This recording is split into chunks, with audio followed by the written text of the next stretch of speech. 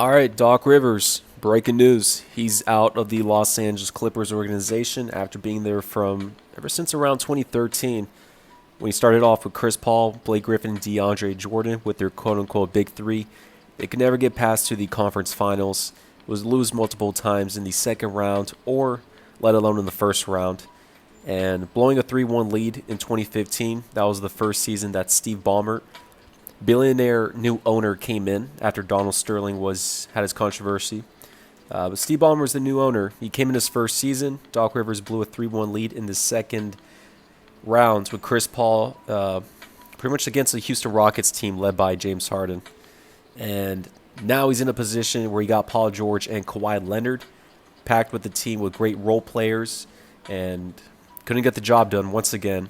Not only could he not get the job done, not even only that the Clippers wouldn't even make it to the conference finals, but with the Los Angeles Clippers, they blew a 3-1 series lead once again in the second round.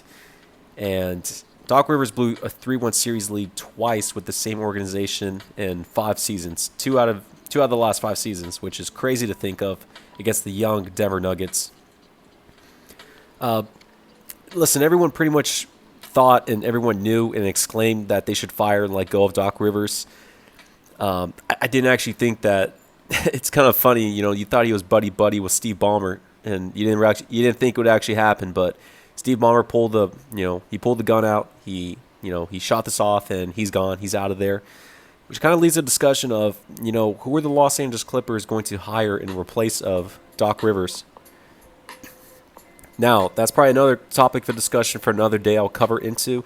I'll probably throw out a couple of other names when it comes down to it. But Doc Rivers is gone. You have the Los Angeles Clippers. Pretty much 95% of the NBA and fans were pretty much saying they would win the finals. I never hopped on that bandwagon at all. We can finally see and reveal and show everyone that the best dynamic duo of the NBA is LeBron James and Anthony Davis, not Paul George and Kawhi Leonard. Now, Kawhi did win Finals MVP last season with the Toronto Raptors, and he's had his success in the playoffs and in the finals. Paul George, he's been a man on his mission. He's had some injuries when he was out in 2014-2015 season with that horrific injury with Team USA, and he never reached his athletic prime ever again. He always is very conservative shooting threes and shooting from the outside, and has some shoulder injuries along the way. Listen, if you're the Los Angeles Clippers, and what they did do is the only way they could get Kawhi is they had to bring in Paul George and trade away pretty much future assets to pretty much get a double in one. You get Paul George, you get Kawhi Leonard. That was a successful offseason for them in 2019. I don't care what anyone says. You had to trade away the future. If you're the Clippers, this is your best and only chance in your only franchise history to get close to or to win a championship. You got to do it. And they did it. Props on them. But they did lose in the second round to the Denver Nuggets, which pretty much no one in the world expected them to lose to. And that was a huge detriment, not only to the players, but for Doc Rivers. We saw with Lou Will, he was going to strip clubs. Montrezl Harrell was out a couple of games in the bubble. These cats were just uninterested. And you can see by their body language, by their quotes of not wanting to play in the bubble. They didn't want to play in the bubble alongside the Los Angeles Lakers, but the Lakers were on a mission, and their team chemistry has always been up there. But for the Clippers, they were just a team that they wanted to be a Miami Heat type team that we're seeing right now, and they never reached that potential, and they never reached that grind when it came down to them. Now we're looking at the Los Angeles Lakers in a position to where a lot of cats and people are pretty much saying that, just go ahead, trade away Paul George, rebuild the team, yada, yada, yada. Listen, you can't be a prisoner in the moment. You cannot be a prisoner in the moment. That's what majority of fans are. That's why they're always wrong when it comes to stuff. Listen, the Clippers lost in their first season. I never expected them to win the championship. Now, what did surprise me was them losing in the second round. And not only that, but them blowing a 3-1 series lead. So they're out of the playoffs, and they lose in a bad way. Kawhi, this is bad for his legacy, blowing a 3-1 series lead and not winning with this team. But I don't hold the Clippers accountable in a way. Well, I hold them accountable, of course, but I mean, I never expected the Clippers to win the championship anyway, so it wasn't a shock to me that they didn't win it at all. But they're in a great position to where not in a great. Let me backframe, guys. Let me backtrack a little bit. They're still in a fine position right now. I never expected them to win 2020. Their mission and goal should always to be championship or bust for 2020. Paul George stated in a couple of his quotes, it wasn't championship or bust with their team. That was foolish for him to say. And after the Game 7 loss, he was in the locker room pretty much telling his teammates, hey, let's get another go-round. Let's re-sign, be here together. And they pretty much looked at him in a foolish way, thinking, who does this guy think he is?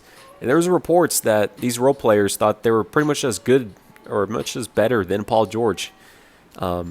So the team chemistry's all over the place. Their head coach, Doc Rivers, is gone with. And Kawhi Leonard, he's a silent assassin. He doesn't really handle a leadership role within here. When he was with Toronto, you had a more stable coach with Nick Nurse, and you had a more expressive leader in a Kyle Lowry. But with Kawhi Leonard being with the Clippers, his pretty much his sidekick, his Robin, is Paul George, who's not like a Kyle Lowry who's expressive, and like in a Chris Paul way. But Paul George is very nonchalant. So you got two nonchalant, mellow, chill guys together. It's not a good mix when it comes to championship DNA for it. People are talking about potentially trading Paul George. People are in the moment. Forget about them. You're not going to trade Paul George. Kawhi Leonard joined the team specifically to get Paul George as his sidekick on the team. Now, if Kawhi Leonard doesn't agree with that anymore, he knows there's no one in the marketplace they can trade Paul George for. You got to remember, back in last offseason, when we had pretty much a crazy amount of superstars like Anthony Davis get traded, Russell Westbrook get traded, but key signings like Kemba Walker, Kyrie Irving, Kevin Durant, Jimmy Butler, etc., etc., etc. These star players, and pretty much our top 10, top 15, top 20 in the league, they signed long-term contracts to different teams in the NBA. So the 2020 free agency class is going to be pretty much depleted. There's going to be no stars out there, and you can't make any trades really for any move-arounds. So for the 2021 NBA season, you're not going to see a lot of major move-arounds whatsoever. If you're looking at the free agency class, it's going to be like DeMar DeRozan. You have Anthony Davis, who's pretty much going to re-sign. You have Andre Drummond. Then you have like Serge Ibaka's, Marcus Gasol's, and kind of these, kind of role player type guys. So if you're the Clippers, you got to stick it through with Kawhi and Paul George. They both can opt out after this season. So pretty much for 2021, you got to put your eggs in the basket, because I can see a cat like Paul George leave. But I cannot see Kawhi Leonard leave the Los Angeles Clippers after being there for 2 seasons. I'm not saying both of them will, but if you're the Clippers, you should have expected that you're probably not going to win the 2020 chip if you have the Lakers on the other side. So everyone needs to regroup, retool, and get back at it. Now, with their head coaching position, there's different head coaches out there. Some people are throwing out Tyronn Lue and Sam Cassell. One of the assistant coaches can be added up, pretty much from assistant coach to a head coach. There's Mike D'Antoni out there. You do have Kenny Atkinson and a couple other coach candidates as well. Now, for me, kind of looking at this, there's not a true head coach that fits this team mold. With Doc Rivers, he's more of a motivator, a loud screamer, more like a football coach. He's not more of the X's and O's, and that's why the Clippers, they pretty much don't have a true point guard. They don't have someone that can run the offense. And with the Los Angeles Clippers and their team, if you have Patrick Beverley running point guard, and you're pretty much playing street ball by just giving the ball to Paul George and Kawhi Leonard, barely instrumenting any screens, no back screens, no really team offense and team plays.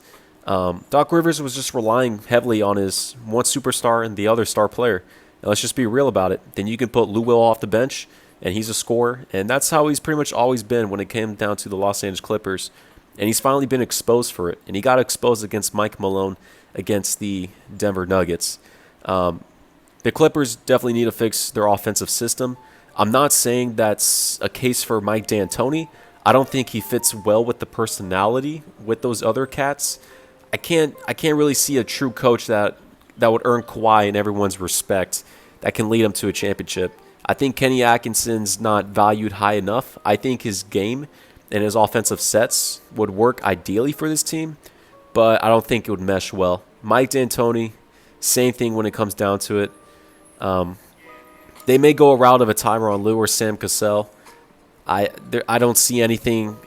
When it comes to their head coach, that was pretty much the whole foundation of where this team was lacking.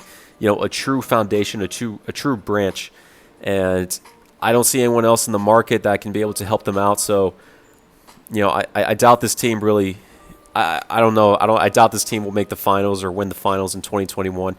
There's too much internal problems, and if you have your whole foundation, if you have your whole head of the team, which was Doc Rivers, who was unstable, and now you can't even bring someone else, I can't see it happen. I just don't see them winning. I don't know. I'll look more into the head coaches, but there's a lot of head scratchers for the Clippers. The Lakers are in a good position. They rule LA. LeBron's going to get his 4th chip. But if you're the Clippers, you're back to being kind of like a Brooklyn Nets status. The Knicks are always above you, even though the Knicks are worse in this case, but it's another topic for another discussion.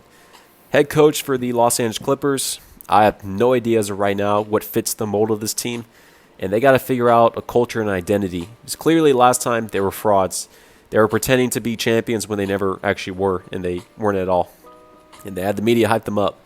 This is going to be a true testament to Kawhi Leonard as a superstar, to pretty much not rely on coaches as heavy as he always done with Popovich and Nurse, and he needs to take over that leader role, not just internally, not by just doing things silent, but he's got to be more expressive. He's got to lead more by example, because only scoring around 17 points in a closeout game, losing to the Nuggets, won't get it done with.